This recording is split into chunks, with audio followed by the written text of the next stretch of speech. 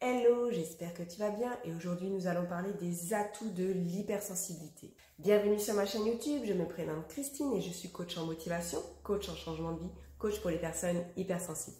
J'accompagne les personnes hypersensibles à oser dévoiler leur potentiel de sensible, à oser apprivoiser leur sensibilité, à accueillir cette sensibilité. Surtout, dévoile ton potentiel. Il est en toi et ne demande qu'à s'exprimer. Il ne demande qu'à se déployer pour pouvoir créer la vie qui te correspond. Ose créer la vie qui te correspond. Ose devenir libre et sensible. Mon souhait, et je travaille pour ça, et mes accompagnements en coaching aussi, c'est que chaque personne hypersensible voit cette magnifique opportunité d'être hypersensible. En plus, à notre époque actuelle, on a toutes les connaissances sur l'hypersensibilité pour la comprendre. Aujourd'hui, une personne hypersensible doit entendre ce message pour qu'elle comprenne que sa vie, ça rime pas juste à attendre que la vie passe. L'hypersensible peut vivre la vie qu'il a envie de vivre avec sa sensibilité. Je vois des contenus où on s'apitoie un peu sur notre sort d'hypersensible. Je suis hypersensible, donc je ne peux pas faire ça, je ne peux pas faire ça. Oui, il y a des limites, mais c'est surtout lié à des limites environnementales. On ne peut pas toujours agir sur l'environnement. Mais par contre, on peut décider d'aller dans cet environnement ou non, de se respecter ou non. J'aimerais qu'on arrête de se plaindre de notre hypersensibilité. Car c'est un atout si on la comprend. Si on se plaint souvent, c'est qu'on ne la comprend pas et qu'on ne connaît pas tout le potentiel qu'il y a d'être hypersensible. Je te dis ça parce que moi, avant de comprendre ma sensibilité, j'étais réellement dans la plainte. Je suis hypersensible, bouh, j'ai trop d'émotions, on ne me comprend pas, on m'en veut. Bref, je me plaignais vraiment beaucoup. En plus, ça ne m'aidait pas du tout. Parce que quand tu te plains, eh ben, ça renforce la chose. Donc, ça ne te fait pas sentir mieux du tout. Quand j'ai compris ma sensibilité, que j'ai compris qu'avec elle, eh bien, je pouvais faire un tas de choses, eh bien là, ça a été une révélation. Et en plus, ma vie a changé et j'ai changé moi aussi. Alors, ça ne veut pas dire que la vie après, elle est toujours top, qu'elle est toujours super. Non, ça s'appelle d'ailleurs la vie. Ce sont des cycles de haut et de bas.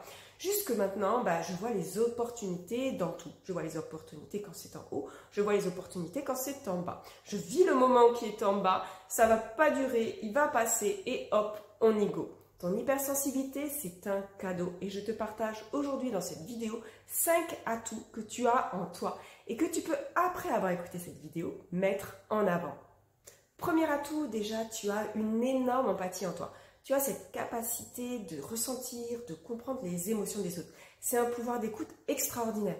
Peu de gens en sont capables. Rappelle-toi d'une conversation où tu parlais d'un sujet qui te touchait vraiment et l'autre en face te coupe la parole sans cesse, te donne des conseils ou même ramène la conversation sur elle-même et exite ton sujet. Est-ce que ça t'est déjà arrivé ou est-ce que tu as déjà assisté à ce genre de conversation? Ton pouvoir d'empathie, c'est que toi, tu écoutes vraiment attentivement, avec sincérité, avec authenticité. Tu écoutes réellement l'autre, tu écoutes ce que l'autre te raconte, tu essaies de te mettre à sa place, de le comprendre. Tu ne juges pas, tu ne te plies pas non plus à ce que l'autre dit, tu comprends juste, tu écoutes juste, tu écoutes l'autre. Et c'est vraiment énorme et c'est peut-être ce qui manque un petit peu dans ce monde. Bien sûr, l'empathie est à travailler. Alors, pas dans le sens de plus écouter, non, pas du tout, mais de savoir lâcher les émotions absorbées après. Sinon, l'empathie, ça peut vite devenir une galère si on ne sait pas l'utiliser. Je crois d'ailleurs que je vais te le dire souvent, qu'il faut apprendre à. Ces forces deviennent des forces si tu apprends à les utiliser. Et c'est comme beaucoup de choses, on apprend à marcher, on apprend à faire du vélo, on apprend à nager. Sinon on tombe, sinon on coule. Donc ton empathie, c'est une réelle force. Deuxième atout, tu as une grande créativité en toi. Tu as une sensibilité artistique. Alors l'art, c'est plutôt varié.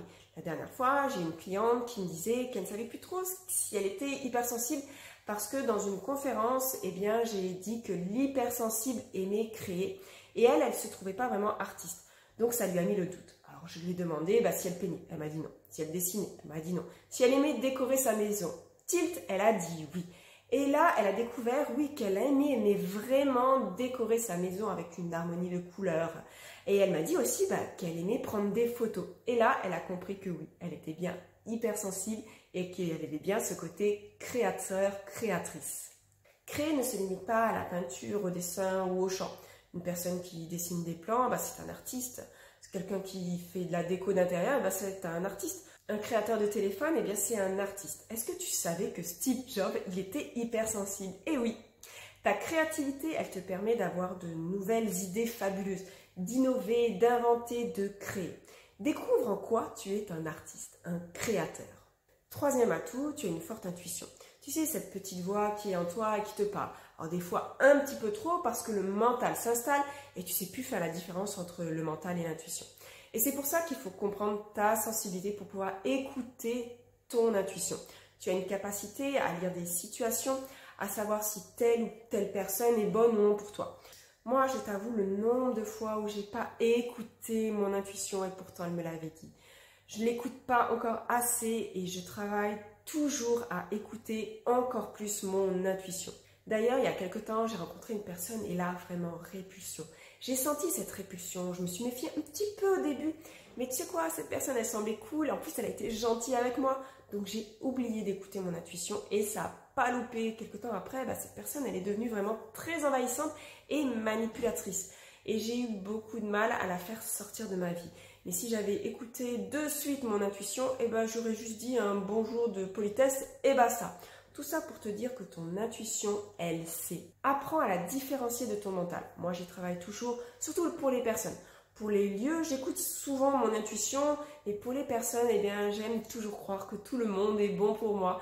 Et je me trompe des fois parce que je n'ai pas écouté mon intuition. Donc, bosse ton intuition. Quatrième atout, tu as une grande capacité d'observation et d'attention des détails. Généralement, tu remarques tout. Dans une pièce, tu observes tout. Tu observes comment est habillée une personne. Tu vas remarquer la dernière coupe de cheveux d'une de tes amies et tu vas lui faire un compliment, bien sûr si c'est réussi. Souvent, on se tait si c'est pas à notre goût. En plus, ce compliment, ça va lui faire plaisir.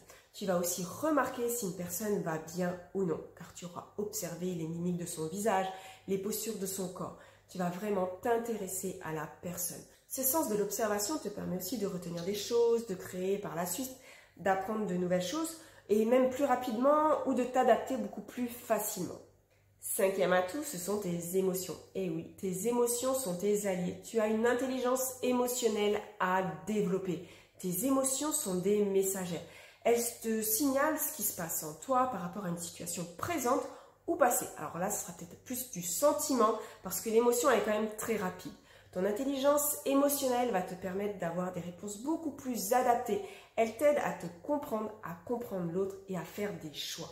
Sers-toi de tes émotions comme des amis qui te veulent du bien, qui vont te guider vers ce qu'il y a de mieux pour toi. Apprends à comprendre tes émotions et en plus tes émotions, elles te rendent vivant. Je ne vais pas dire humain parce que les animaux, eux aussi, ont des émotions, donc vivants. Il y a d'autres atouts, mais retiens déjà ceux-là, travaille-les. Travaille-les pas tous d'un coup parce que ça va faire sûrement un petit peu trop. Un par semaine par exemple. Et si tu as besoin de te faire aider, je suis là pour ça. Je te mets dans la description mes accompagnements en coaching. Je fais du coaching à la séance, en visio avec éveil. Et je te propose 2 accompagnements quotidiens sur 31 jours avec évolution, où tu évolues par toi-même avec le programme quotidien, ou avec transformation, où tu te transformes avec le programme de 31 jours et 3 coachings en visio avec moi. Ces 2 accompagnements sont là pour que tu saches ce que tu veux et rapidement, que tu ne perds pas du tout de temps. En 31 jours, tu sais ce que tu veux pour toi. En 31 jours, tu découvres ta sensibilité d'un nouvel œil. En 31 jours, tu découvres ce que tu as en toi et toutes ces possibilités que tu as en toi. Ne perds pas de temps. Tu peux commencer dès aujourd'hui à te sentir libre et sensible. J'espère que cette vidéo t'a plu et surtout aidé. Dis-moi en commentaire quel est l'atout que tu vas travailler en premier. Abonne-toi à ma chaîne YouTube si tu veux plus de contenu. Je te dis à bientôt pour un prochain sujet et pour une prochaine vidéo. Bisous!